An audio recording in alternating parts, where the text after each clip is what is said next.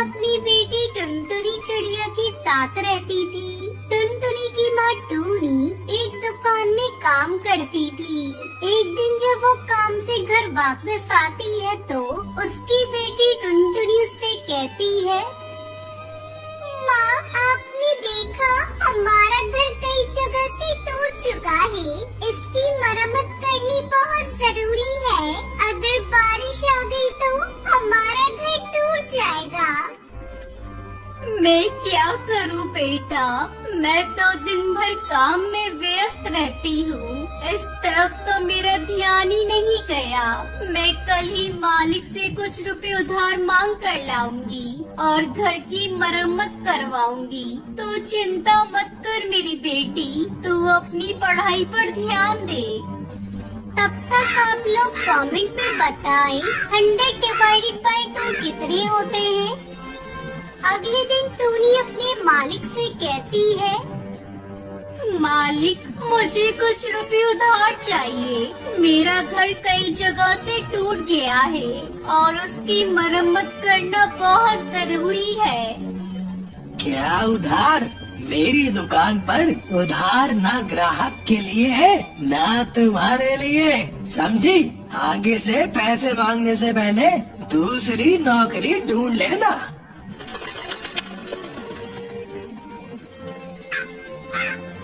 अब मैं क्या करूं? ये भुल्ला चील तो मुझे पैसे नहीं देगा। मैं कैसे अपने घर की मरम्मत करूं?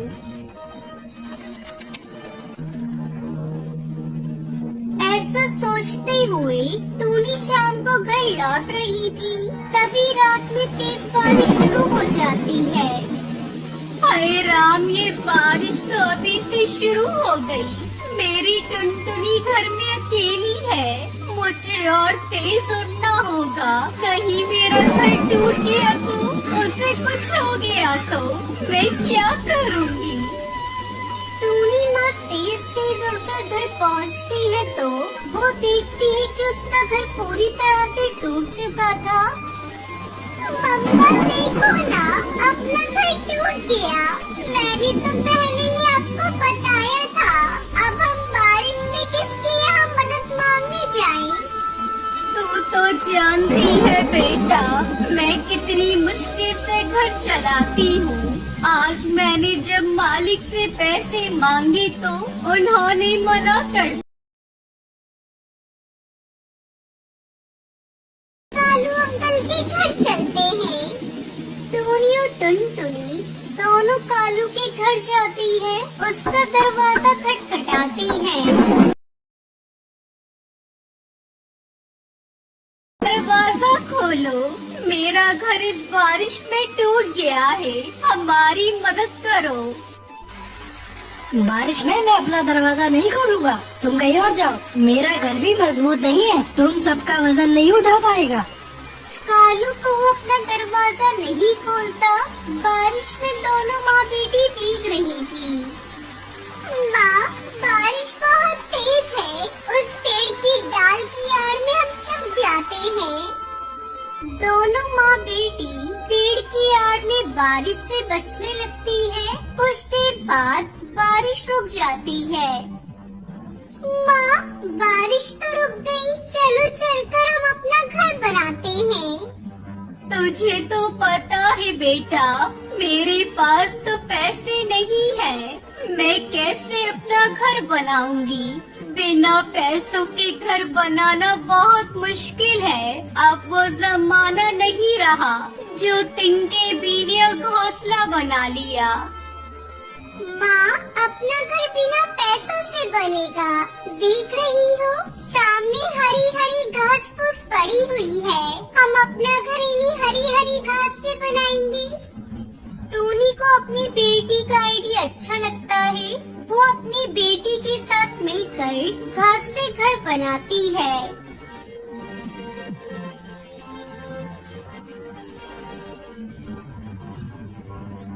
हरी घास का घर देखने में बहुत सुंदर था। अंदर उसमें बहुत ठंडक थी।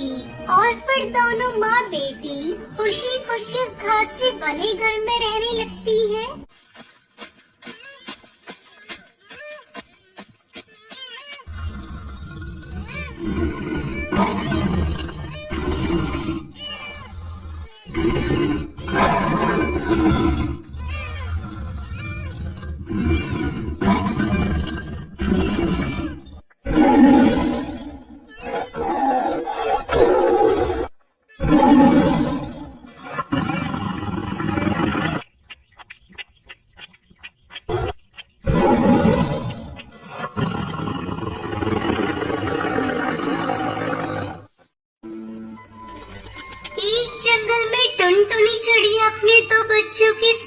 रहती थी।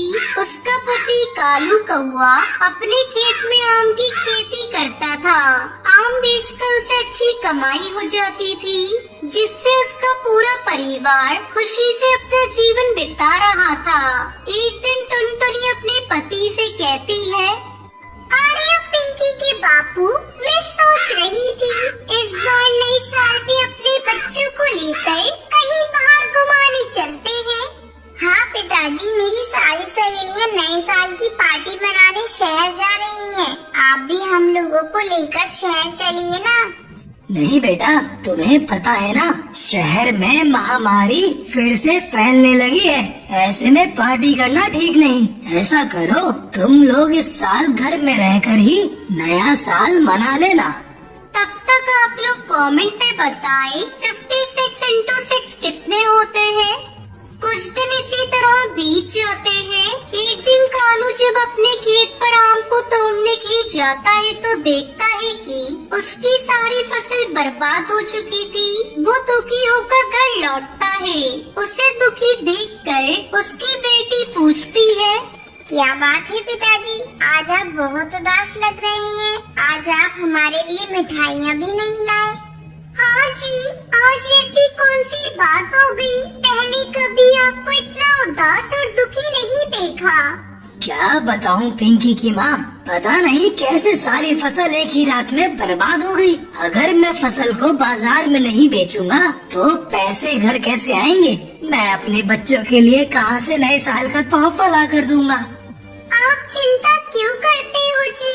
हम कल ही अपने खेत में जाकर सारे खराब पेड़ों को हटाकर उसकी जगह नए आम के पेड़ को लगाएंगे। जहाँ तक बच्चों की बात है तो हमारे दोनों बच्चे बहुत ही समझदार हैं। वो बाहर के लिए जिद नहीं करेंगे। अगले दिन कालू और टुनटुनी खेत पर जाकर खेत से सारे खराब पौधे उखाड़ रही थी। तभी उन्हें पौधों के बीच में एक पक्षी कराहता हुआ मिला। अजी सुनते हो जी, जल्दी इधर आओ। ये देखो, यहाँ एक पक्षी घायल पड़ा है, लेकिन अभी भी उसकी सांसें चल रही है। कालू और टुनटुनी दोनों उस पक्षी की देखभाल करने लगते हैं। थोड़ी देर बाद उस पक्षी की हालत में कुछ सुधार होता है और वो पक्षी एक परी में बदल जाती है। आप लोगों ने मेरी जान बचाई है। मैं अपने दुश्मनों से बचने के लिए आपके खेत में गई थी, लेकिन उन्होंने मुझे ढूंढकर मुझे घायल कर दिया। अगर आपने मेरी जान नहीं बचाई होती तो पता नहीं मैं कब तक यहाँ पड़ी रहती और मेरी मौत हो जाती। मेरे दुश्मनों ने मुझे ढूंढने के लिए आपका सारा आम का बगीचा बर्बाद कर दिया। आपने मेरी जान बचाई है, इसके लिए मैं आप लोगों को कुछ देना चाहती हूँ। ये लीजिए, मैं आपको आम के कुछ जादुई बीज दे रही हूँ, जिसे अपने खेत में डाल देना। टुनटुनी को बीज देकर वो परी वहाँ से गायब हो जाती है। दोनों पति पत्नी आम के बीज को अपने खेत में डाल देते हैं। अगले ही दिन उनके खेत में आम के पेड़ों पर सोने के आम आ जाते हैं, जिसे देखकर कालू और टुनटुनी बहुत खुश होते हैं। कालू आमों को सुनार को बेचने के लिए चला जाता है। इस तरह जादुई आमों की खेती करके कालू का पूरा परिवार खुशी खुशी नया साल मनाता है।